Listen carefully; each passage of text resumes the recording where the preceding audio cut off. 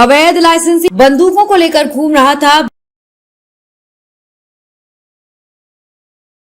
भ्रमण में निकली पुलिस ने गिरफ्तार कर लिया। खबर उत्तर प्रदेश में गोंडा जिले से है, जहां बीते 10 सितंबर को पुलिस ने 2 लोगों को लाइसेंसी बंदूक के साथ सफारी गाड़ी में गिरफ्तार किया और पुलिस ने बताया कोतवाली नगर गोंडा का टॉप 10 अपराधी अपने सहयोगियों के साथ भोपाल दिखाने के उद्देश्य से अवैध लाइसेंसी बंदूकों को लेकर घूम रहा था।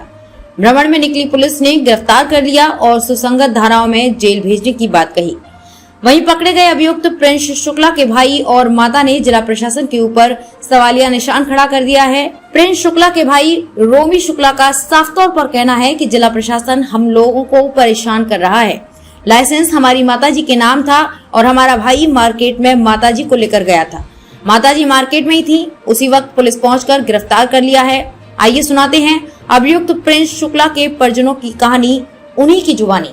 संवाददाता राजमंगल सिंह की रिपोर्ट।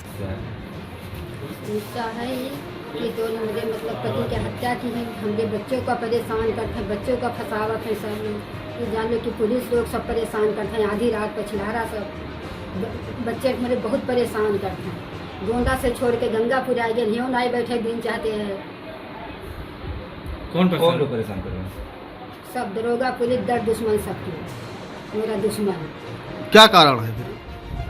क्या कारण है? यह सब कारण है बच्चे का हमरे फसावत है, नाजायज फंसा रहे हैं। नाजायज फसावत है। आप क्या न्याय चाहते हैं? हैं? आप क्या न्याय चाहते हैं? किस तरह का न्याय चाहते हैं? इस तरह भी कि बच्चे हमारे सब सुखी रहें, सुख से बैठे पाओ, दरोगा पुलिस पीछे न करे। जो प्रशासन पूरी तरह से नाजायज आपके बच्चों को परेशान कर रहा है। बच्चे को परेशान करते हैं। गंगापुर निवासी, मैं नगर पालिका परिषद का उम्मीदवार चुनाव लड़ने की कोशिश कर रहा हूँ। और कल अभी परसों एक घटना हुई है कि मेरे भाई को लाइसेंसी बंदूक के साथ पुलिस ने गिरफ्तार कर लिया। जब लाइसेंस बंदूक जो थी, बंदूक मेरे मम्मी के नाम है और मेरे बुआ के लड़के शिवपूजन शुक्ला के नाम है। मम्मी मेरी मार्केट में थी और शिवपूजन शुक्ला जी वहीं पे थे। लेकिन पुलिस जो पहले से ही मेरे पीछे पड़ी है, मेरा नाम से जो मैं रहूं चाहे ना रहूं, हमेशा मेरे ऊपर ऑलरेडी 16 मुकदमे थे। 16 मुकदमे में से माननीय उच्च न्यायालय ने 14 मुकदमे ख़त्म कर दिए। सिर्फ 2 मुकदमे पेंडिंग है, उसमें मैं भी नहीं था। अभी एक मुकदमा मेरे ऊपर लगा है, उस दिन 16 मई को 16 मई की घटना दिखाई गई। 16 मई की घटना मैं लखनऊ में था। पुलिस को मैंने अपना CCTV फुटेज दिया, CDR पुलिस ने निकाला है। और मैं जिस दिन जहां से मैंने पैसे ट्रांसफ़र किए, बैंक पैसा ट्रांसफ़र किया, वहां मैंने वो दिया, लेकिन पुलिस फिर भी नहीं मान रही है। वो बार बार मेरे ऊपर 307 का मुकदमा लगा रही है। और पिछले गत 6-7 वर्षों से पुलिस मुझे बदनाम करने की कोशिश कर रही है। और जनता का जब प्यार, मैं पिछले 10 दिन से चुनाव प्रचार में हूँ, जनता का प्यार मुझे मिल रहा है, तो प्रशासन चाह रहा है कि मैं चुनाव ना लड़ूं। मेरे विरोधियों से मिल के, विरोधियों से पैसा खा के प्रशासन चाह रहा है कि मैं चुनाव ना लड़ूं। और जनता का प्यार जिस तरीके से मिल रहा है, विरोधी पैसा देके प्रशासन को मेरे पीछे पड़वा रहे हैं।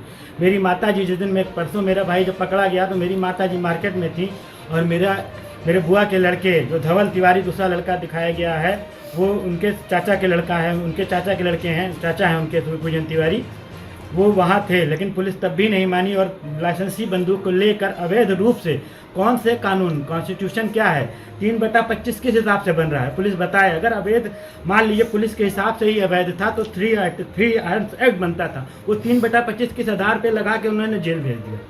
और फिर मुझे बस सताया जा रहा है। पिछले 6 साल से मुझे परेशान किया जाए। मेरे पिता की हत्या 1995, 16 में से 14 केस हुए हैं। 14 उच्चतम न्यायालय ने खत्म किए सिर्फ 2 मुकदमे में, और मुझे टॉप 10 के अपराधी में रख दिया गया। जबकि मैं 3 साल से मैं LLB की पढ़ाई लखनऊ में कर रहा हूँ, मैं यहाँ नहीं रह रहा हूँ। फिर भी पुलिस को कुछ भी होता है, मेरे परिवार को, मुझे पीड़ित करने आ जाती है। तुरंत कोई भी बात होती है, पुलिस प्रशासन द्वारा मेरे पीछे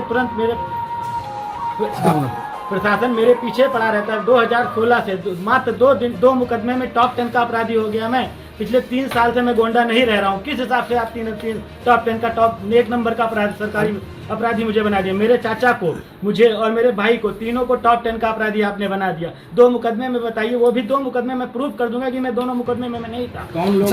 अभी आपने कहा है कि विरोधियों से पैसा लेकर ऐसा किया जा रहा है, कौन लोग हैं? अब देखिए, मैं चुनाव लड़ने जा रहा हूँ, मैं पर्टिकुलर किसी का नाम नहीं लूंगा। विरोधी आप सब जानते हैं कौन है, मैं किसी का बिना नाम लिए मैं ये कहना चाहता हूँ कि विरोधी ये चाहता है कि मैं चुनाव न लड़ूं, मैं किसी तरीके से परेशान रहूं, चुनाव से डिस्ट्रैक्ट रहूं पूरी तरीके से। तो कौन से पार्टी से बिलोंग करते हैं वो जो जिसके आरोप लगा रहे हैं? देखिए, मैं नहीं, जिसके आरोप लगा रहे हैं नहीं, पार्टी व्यक्ति विशेष पे मैं किसी पे आरोप नहीं लगा रहा हूँ। नहीं, जो आपके विरोधी हैं वो किस पार्टी से बिलोंग करते हैं? नहीं, पार्टी तो वो किसी पार्टी में नहीं थे। पहले तो निर्दल लड़े, फिर कांग्रेस से लड़े, फिर 2 बार निर्दल लड़े, फिर भाजपा में गए, फिर भाजपा से फिर भाजपा के खिलाफ लड़े, 3 बार हारे हैं। अब चूंकि परसीमन हो गया है तो जनता का प्यार बहुत ज़्यादा मिल रहा है। मैं 14 दिन से मार्केट में निकल रहा हूँ, तो जिस हिसाब से जनता का प्यार मिल रहा है तो विरोधी बिल्कुल खड़बड़ा गए हैं, बिल्कुल परेशान हो गए, क्योंकि अब बहुत अच्छा रिस्पांस मिल रहा है हमें चुनाव में, और हमें सिर्फ बदनाम करने की साजिश की जा रही है, इतनी सी बात है, और हमें परेशान किया जा रहा है।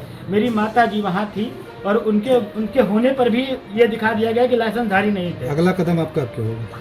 अब अगला कदम आप ही लोग बताएं, जनता जैसे बताएगी। क्या मैं चुनाव ना लड़ूं? क्या मैं जनता के बीच में ना जाऊं? प्रशासन ये चाह रहा है कि मैं अपनी जनता से ना मिलूं, जनता के पास ना जाऊं। क्या मैं चुनाव ना लड़ूं? मेरा ये अधिकार नहीं है। अच्छा रुमी जी, आप बताइए, जिस तरीके से आप जिसके ऊपर आरोप लगा रहे हैं वो किस पार्टी में वर्तमान में है? कुछ तो हलचल होगी ना, आप बताइए खुद के। तो नहीं, पार्टी में तो है, पार्टी में तो अभी तो वो पार्टी में किसी नहीं थे, अभी वो भाजपा में आ गए हैं। तो ये भी माना जा रहा है कि जो आपका परिवार है वो भी भाजपा से बिलोंग करता है, फिर ऐसे क्यों विवाद चल रहा है? नहीं तो क्या प्रशासन पैसे लेके ऐसे काम कर रहा है? उनसे पैसे ले रहा है, लाइसेंसी बंदूक पकड़ के बंद कर दे रहा है, कहीं से अवैध नहीं है। और मेरे पिता की हत्या हो गई, अगर हम लेकर नहीं चलेंगे तो क्या वो प्रशासन मेरी जान की गारंटी लेगा? वो मुझे लिखित में देगा कि हम आपको बचाएंगे, तो मैं कुछ लेके नहीं चलूंगा, कोई लाइसेंसी लेके नहीं चलूंगा, बिल्कुल साधारण आदमी की तरफ से चल। 4 असलहे रहते हैं लोगों के पास। हाँ, लोगों के पास 4 असलहे रहते हैं, और वैसे ऐसे लोगों के पास जिनके पास डबल, अभी मैं फोटो आपको प्रोवाइड करा सकता हूँ, उनके पास क्या, उनके पास उनके खुद का लाइसेंस है, उनका लाइसेंस है। तो रोको।